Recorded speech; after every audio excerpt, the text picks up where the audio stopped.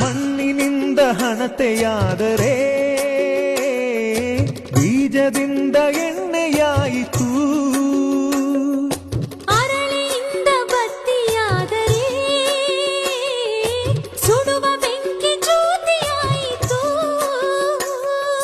ನಂದಿಸುವುದು ತುಂಬ ಸುಲಭವೋ ಹೇ ಮಾನವ, ಆನಂದಿಸುವುದು ತುಂಬ ಕಠಿಣವೋ ಹೇ ದಾನವ. ದೀಪದಿಂದ ದೀಪವ ಹಚ್ಚಬೇಕು ಮಾನವ, ಪ್ರೀತಿಯಿಂದ ಪ್ರೀತಿ ಹಂಚಲು. ಭೇದವಿಲ್ಲ ಬೆಂಕಿಗೆ, ದ್ವೇಷವಿಲ್ಲ ಬೆಳಕಿಗೆ. ನೀ ತಿಳಿಯೋ ದೀಪದಿಂದ ದೀಪವ ಹಚ್ಚಬೇಕು ಮಾನವ, ಪ್ರೀತಿಯಿಂದ ಪ್ರೀತಿ ಹಂಚಲು.